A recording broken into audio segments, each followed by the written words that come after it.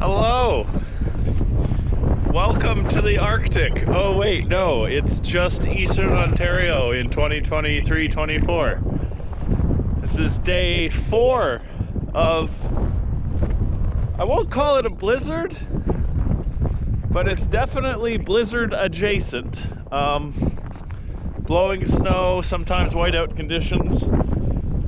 So it's minus 11 Celsius today, so it's also like fluffy and very, very cold. So we've got a couple jobs to do here. First of all, I'm gonna have to plow. Sorry if I'm yelling, I've got earplugs in. I've been working on my maple syrup evaporator, which is kind of the mission for today.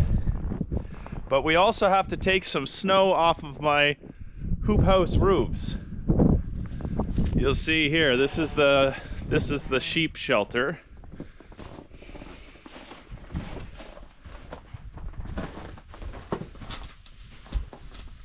Hi guys.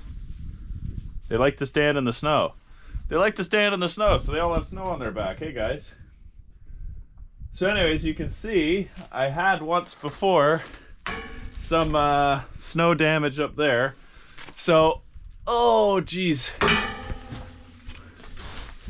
I've got 2 layers of 6mm poly up there, but it's a lot of snow up there. So we're going to see if we can get some of that off.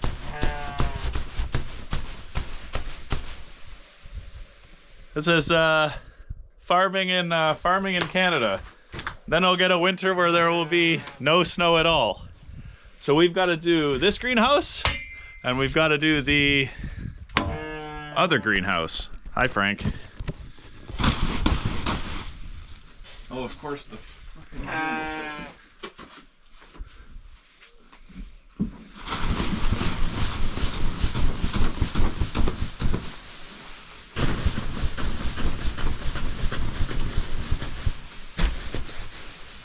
I'm not going to go too crazy, because of course it's kind of hard to get it off the flat part at the top, but just try to get some of this weight off the roof. Maybe I'll add some calculations here which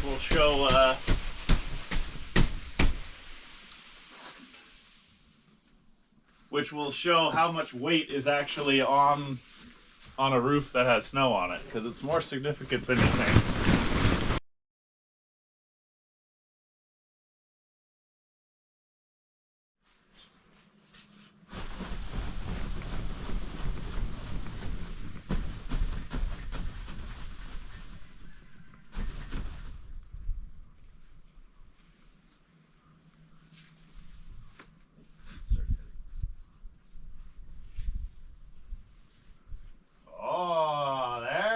Now we're cooking with gas. Oh, look at those scratches. Oh, yeah.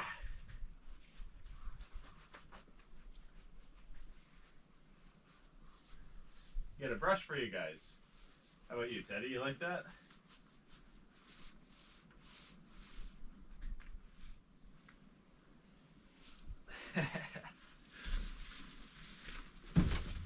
Ah!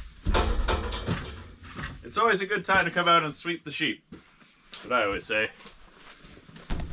It's always a good time to come sweep the sheep. So we've got something else going on out here because we've got so much snow this last little bit. It's actually, of course, I've got some drums and stuff there, but it's actually drifting up against the hoop house. So let's rectify that.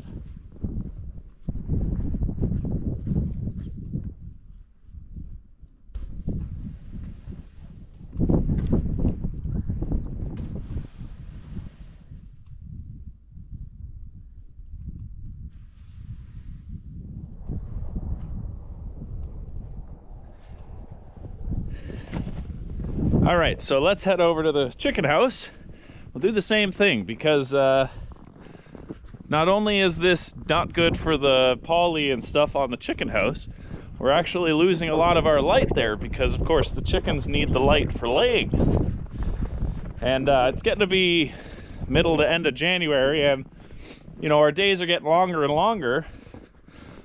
which means the girls are laying pretty good, but not if they're sitting here in the dark. Check this out.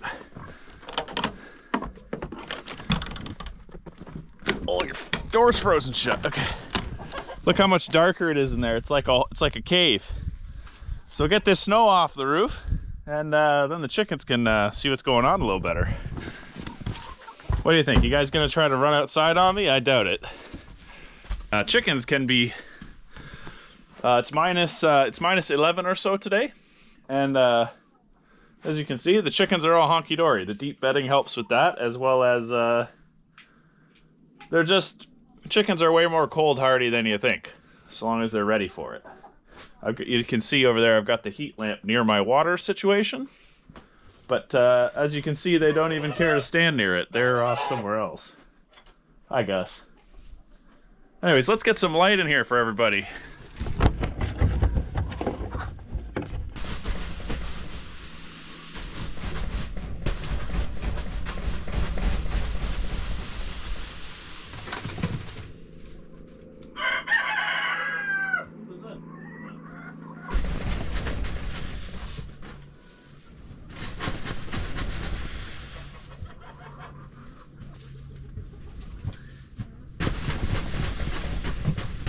Take a look over here.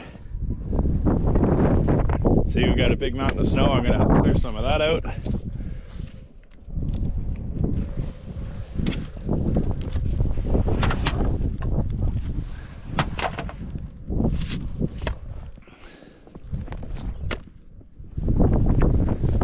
So, like, one thing you always have to be conscientious of with hoop houses are, like everything else, there's no free lunch. So hoop houses are cheap, they're pretty easy to put up, but they're not maintenance free. So what's happening here is I put these water cubes next to it.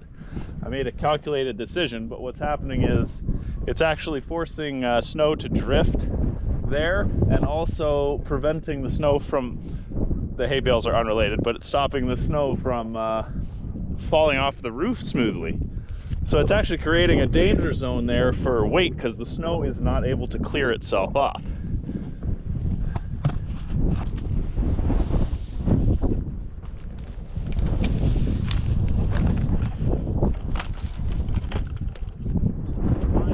How high can I get here?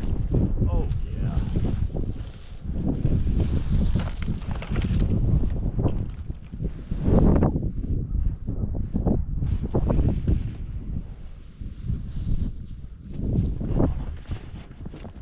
So I'm curious to see what happens here with the snow, because, you know, it is only January, but before I know it, it's maple syrup time, and I might not be able to access the forest.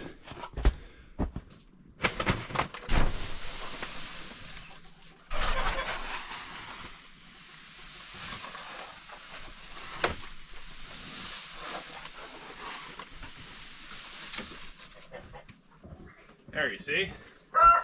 There's actually some pretty, so you see, lets a lot more light in, and there's actually some pretty significant drifts up there, you know, 10, 12 inches, so good thing we're getting this weight off of it.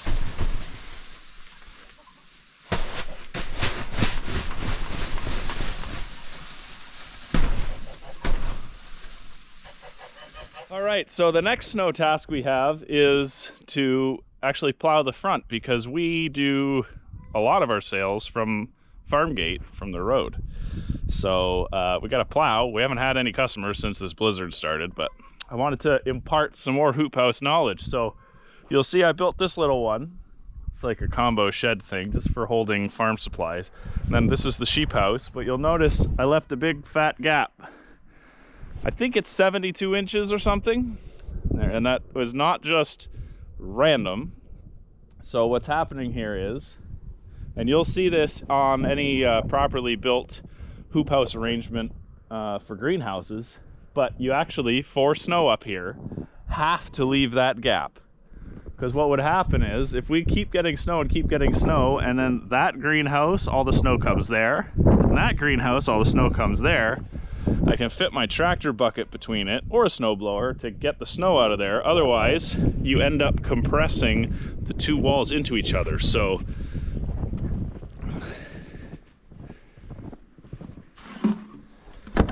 So let's say you had two greenhouses, like shaped like this, and then so you had one and then you had another one, and they didn't leave a gap.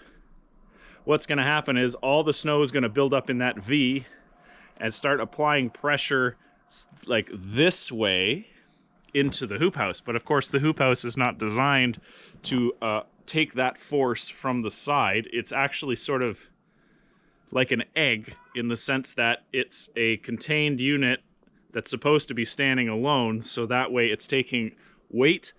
Like wind pressure, of course, would be different, but it's taking weight pressure from the top down and distributing it through the arch to the earth. That's the strategy. But if you then put two next to each other, there's no gap. That snow, if there was no gap here, I bet you the whole V would be full with snow drifts, and it would be applying all kinds of pressure diagonally into the weaker, well, this part of the arch is very strong, but that part of the arch is not really designed to be having tons and tons of weight pushing diagonally on it. So you'd end up having all kinds of weight here in the sides, and that's how you end up. This was slightly more complicated than that, but then that's how you end up with something like that. Hi, Frank. I know, what's this guy talking about? Oh yeah, I'll get you. It's not hay time yet. All right, let's go get the front plowed up so we can have a customer come here.